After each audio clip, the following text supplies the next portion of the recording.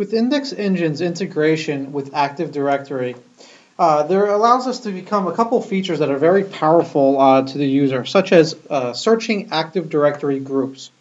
So within the Active Directory, the AD server, the administrator can create AD groups by department, and we also see some very common ones like inactive user or ex-employee. These fields could be great for identifying data that might be abandoned or data that can be cleaned up or tiered, whatever the use case may be. But it's a great start to looking at data that has a certain characteristic. So for example, I can go to our filter here to search for certain AD groups. And I'm going to put a couple groups in here. So I'm going to go and search by ex-employee group. I can search by the marketing group. And finally, I can search by the sales group. So being able to enter multiple Active Directory group names into this field, go and generate a report. That's going to enable me to come over here and I can look at the data sets across those multiple groups. So here I'm looking at a report and it's showing me here that there's 0 ex-employee data because I spelled it wrong. So I'm going to fix that. Looking at the data for 3 groups here, and this report is going to show me a comparison from group to group the data sets.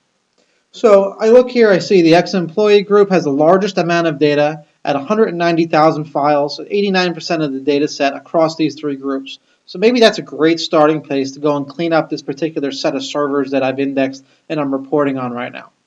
So I'm going to go ahead. Let's just look at that ex-employee group. Again, the ex-employee group is a field contained in Active Directory that I'm able to query against since Index Engines connects to Active Directory. I can go and update that report by just looking at this one particular group. I'm looking at all data owned by this ex-employee group. And that's a great place to start to clean up my file share. So now I can go see the owners of those files. So I can see here, there's one owner, Bruce Wayne. He's part of the ex-employee group. He owns the data on this server set that I've indexed.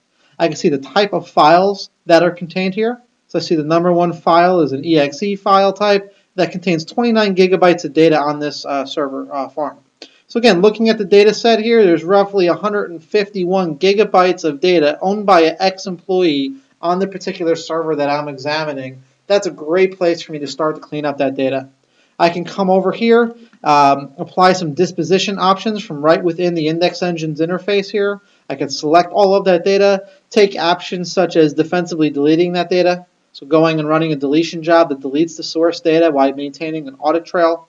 I could download a CSV of all of the metadata contained on this particular data set. So to show me a row per file. I can take other options such as populating an archive, tiering to storage by extracting to a location that might be tiered to secondary storage, and also taking a copy of that data. If I wanted to take a copy, I would take a copy using our Index Engine's copy feature, and that maintains all of the ACLs, the access control list information on readable, writable, and browsable characteristics of the files to place at another destination.